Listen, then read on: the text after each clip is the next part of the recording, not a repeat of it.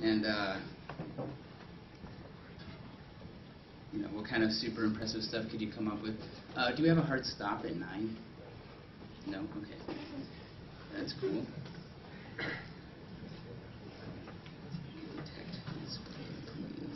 Okay. Awesome. 192.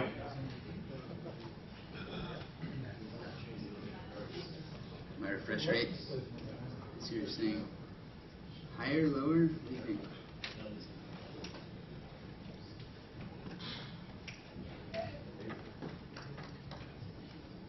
Yes, doctor. All right. We have I think the patient will live. All right. So my name is Aaron Cordova, and I'm here. Let's see. Oh, students the wrong way. I'm here on behalf of the Interllective, and you may have heard talk if you've been at if you were at Mongo Boston a little while ago. Perfect. Okay. And I'm going to be talking about a subject that some of you seem to have some experience with, which is text analysis. And Cloudera said that they have 4 things that they do. We have one thing that we do, and we do it really well, which is we build research tools for a big data world. And what we want to do is really go beyond kind of keyword-based systems. A lot of the search tools that exist are based on keyword techniques, which means that if you have a concept or an idea and you want to research it in depth, you have to come up with some set of keywords to represent that idea and then submit that to some keyword-based tool. And because a set of keywords can never really capture everything that your idea represents, you have to do this a lot. So you have to come up with lots, formulate many queries. The time involved with formulating these queries and submitting them over and over to get like a good view maybe of what information is out there concerning your idea, it's easy to underestimate that time. Because a single search might come back quickly, but then you might have to do many. So, of course, then that drives up the cost of your research. So we want to change that in a big way. Fundamentally, what we'd like to do is allow you to take a really rich representation of your concept and give you a tool to be able to submit all that information to some system and then return back, allow you to search within that conceptual space and do your research that way. For enterprises, this means that we can do things like take their collections and search for all the interesting conceptual relationships within all of them. I'm really trying to maximize my use of keyword here, so this is interesting. And once we have all the information about how your documents are conceptually related, we can offer the same capability, and we can also look at relationships between arbitrary metadata fields within your data. So we really want to go a step further, and we're doing this also on large collections of open access documents, so like all the ones you see here, and really try and go beyond kind of simple indexing, because indexing is pretty much it's really well known how to do it, and the limits are also very well known, and we really want to go beyond that. So our approach is to take novel text algorithms, use pre-computation where we can. So somebody asked, why don't you index it first, or why don't you maybe try all the possible search terms from the last talk? Why don't you do just pre-compute everything and then have really fast lookups? Well, we try and do that too. And then we also use a lot of the systems that we've been talking about. I call them distributed shared nothing architectures, and we do that to scale. So I'll kind of explain what we mean by each one of those things. And our text analysis algorithms are novel, but in general, when you're doing text analysis, you're doing things like feature extraction. You may or may not do clustering. And of course, then relevance scoring and ranking is the key. And we found that this particular set of technologies works really well. And I know that nobody's talk really kind of introduced Hadoop, but hopefully everybody kind of knows enough about how it works. One thing that we want to point out that we use that hasn't been mentioned yet is MongoDB. So just to quickly characterize Hadoop, it's scalable. It works on big unordered files in general. People are talking about how the world is producing more and more unstructured data, and Hadoop is really good at that. It runs on commodity hardware, it's fault tolerant, and it enables you to do parallel computation in a very easy way. So that's nice. Python's nice. We like Python because it has a lot of good tools and libraries for doing text analysis. You can prototype very quickly in Python, and then when you do need to optimize, you can use C to extend it, which is awesome. And also, JSON is very elegant in Python, which, for reasons of using it with MongoDB, is really great. So then we use MongoDB, and just to introduce MongoDB, is anybody brand new to MongoDB? Never heard of it? Great. So MongoDB is kind of one of these like new NoSQL databases, except for they call themselves technically a document-oriented store. So you store JSON documents natively, but they also give you indexing and query language built in, which is great. It also does replication for high availability and sharding, auto sharding for scalability, and also has atomic updates. So it's open source, written in C++, so it's fast. The database primitives are fast. There's drivers for all these different languages, and it's commercially supported by Tengen. So it's pretty cool. And then so it's also very, very nice to use Python with MongoDB. So you take your MongoDB stores JSON in a binary format they call bson, and then to take that out of the database and deserialize it as a Python dictionary and then write it back to the database is very easy and very elegant. So that's great. The replication is like, so if you have a single instance of MongoDB, you can just tell it to copy its data onto a couple other instances, which is great, because then if one fails, you can kind of fail over to the other automatically, and you don't lose any data. And that might not be as important until you move to a sharding scenario where if you have too much data to put on one machine, then you can tell Mongo to partition it automatically based on a key of your JSON document or a set of keys. And it doesn't copy the data, but it slices it up and stores different pieces of it, kind of the way HDFS does. And then, of course, when you have a lot of shards and you're running on commodity machines, you're going to get more failures, so you probably want to replicate all your shards as well. So this is kind of the architecture. So very similar in a lot of ways to Hadoop because it's scalable. Instead of big unordered files, it likes to eat small structured documents. But it also runs on commodity hardware. The question is, can you do parallel computation over it? So our data challenges consist primarily in the fact that all of our collections start life, are unstructured text documents. So we might have a little bit of structure, but mostly it's just text. And then we want to do deep relevance calculations. We want to do a lot more sophisticated analysis than has probably ever been done in an online search system. And we want to do it fast. So low latency means when the user hits enter, we want them to be able to see results quickly. And of course, we're doing more and more all the time. So I'll talk about how we tackle the first one, unstructured data. Well, if you've been doing text analysis very much, a lot of your workflows, you'll know, kind of start with this step, where you do have unstructured data to start with, but then you want to extract features from that data. And then all your follow-on analyses start from the features and move from there.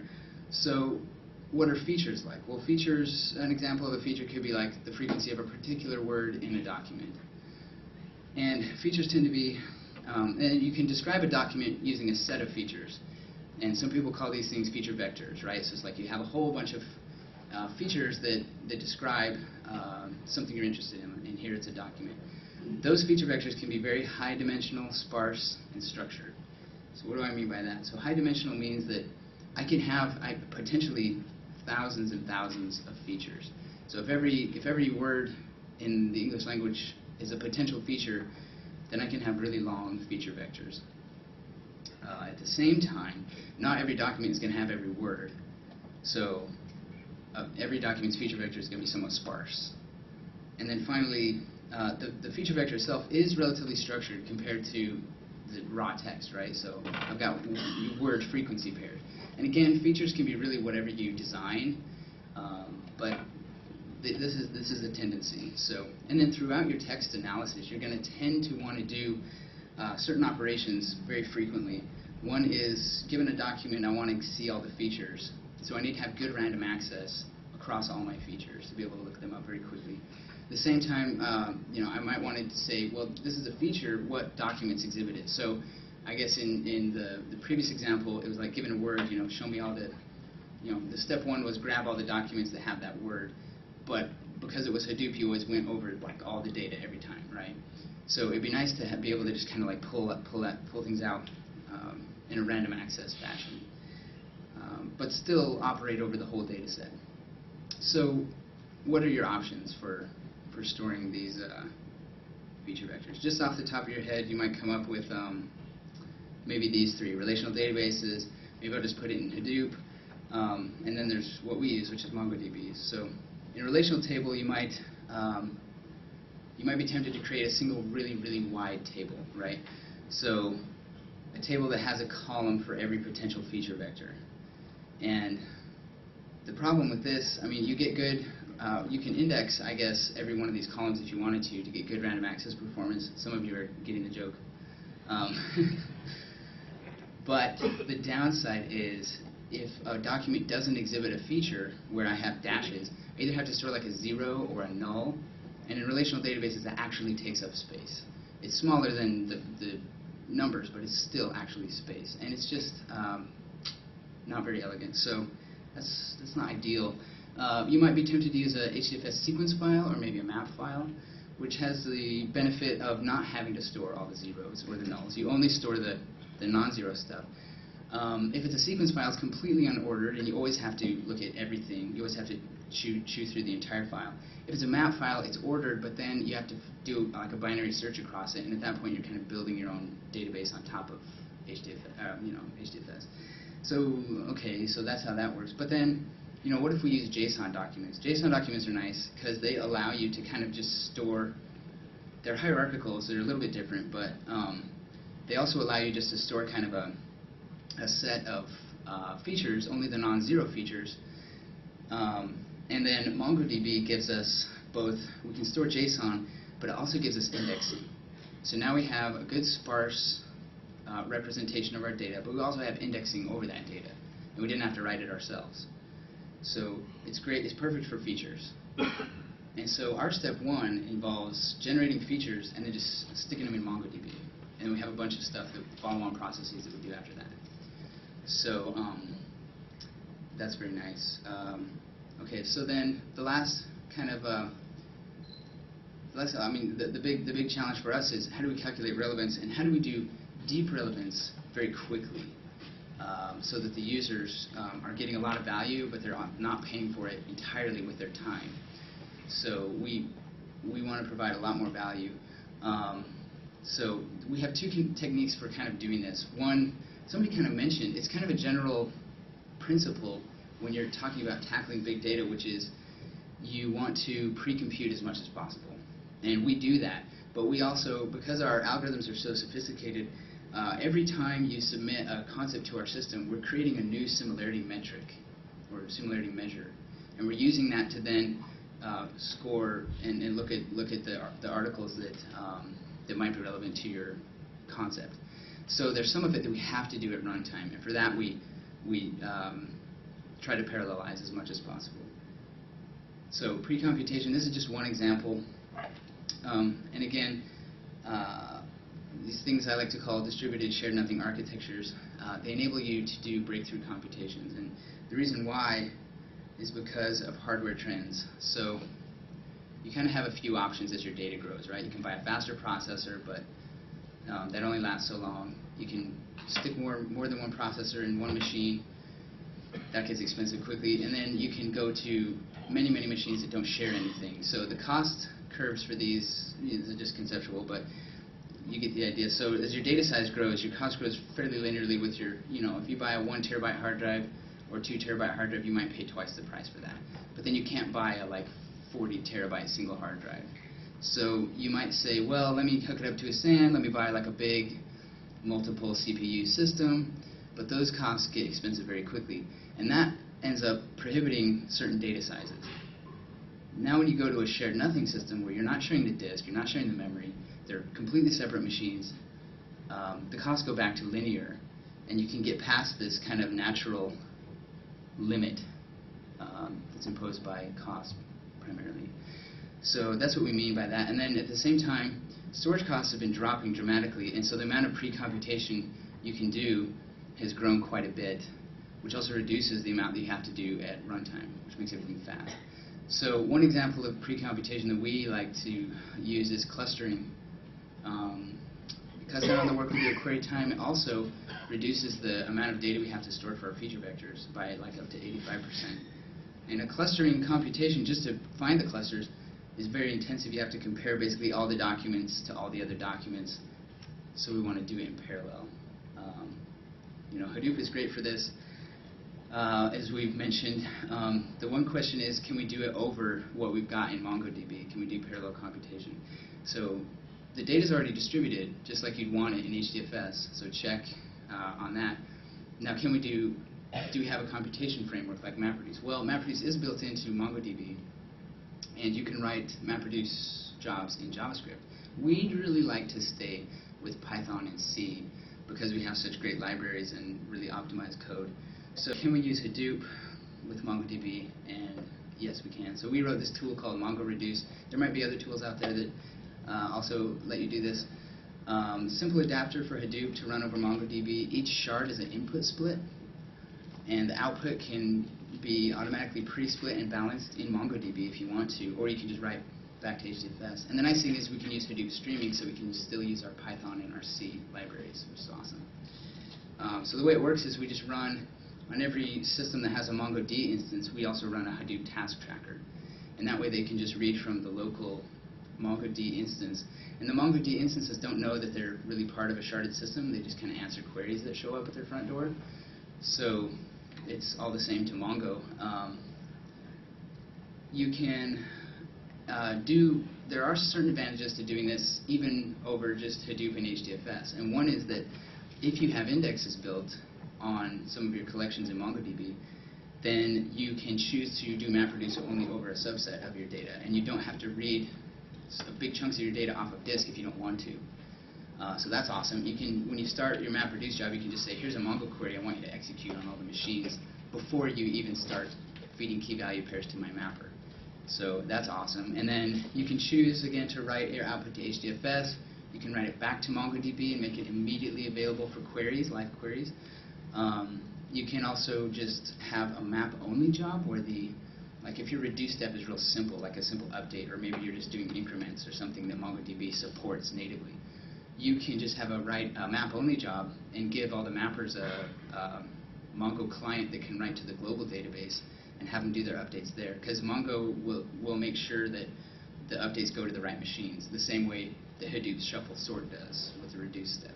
So there's a lot of kind of advantages to this. If you've been in the world of text for very long and you come across some of these challenges like power law, the fact that some words appear in every document and then most words appear in a fraction of the documents, this can cause problems when you're doing MapReduce.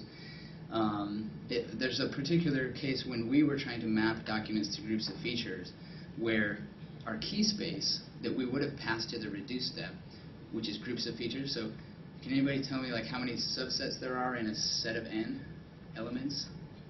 Does anybody remember the math? 2 to the n, right? It's not good.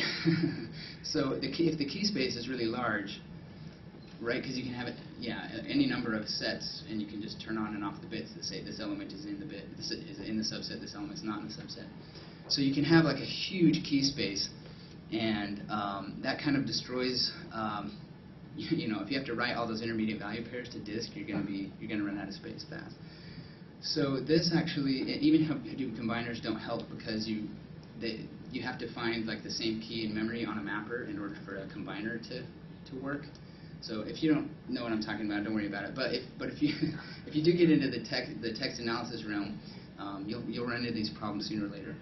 And with MongoDB, if you're doing a map-only MapReduce job, and you've got a lot of, and you want to do some of these updates, you can do the update straight to MongoDB without having to write out all the intermediate value pairs to disk. So we've been able to do some MapReduce jobs that we probably wouldn't want to pay for if we had to do them only in HDFS, because we would have had to buy much bigger clusters. So there's some cool reasons to do, and then some of these things apply to any NoSQL database. A lot of NoSQL databases, if they have good throughput, if they distribute your data all the time anyway, doing a MapReduce over those things might also give you these properties. So the final step now, we pre-computed everything we can, and we've extracted all the conceptual relationships between the documents that we would need. But there's still this step at query time where we take your unique document and we, your unique concept, which you can describe with as like a full text English document. You can submit a full document to our system. We take that and we're going to use that to we're going to not throw any information from that away. And we're first going to identify the clusters that are relevant to it, but then we're going to do our relatively expensive relevance calculations against those documents. So it's something that we can't just do with an index. And it's because we're creating a unique similarity metric every time. We use clustering to cut down on the number of things that are not relevant that we end up scoring. But it's a lot of work. So to tackle it, we use a low latency, what I call a low latency distributed scoring service. So kind of like Hadoop, we distribute these real simple servers on all the machines that also have Mongo instances running. But unlike Hadoop, that has kind of this high latency, it's very batch oriented. It's not a real-time online system. So we have these servers that are real simple, and they just listen for queries, and we send the concept information to all the score servers, and they do the queries to their local Mongo and calculate the relevance and start shipping the results back to the user in real time. So it's real low latency.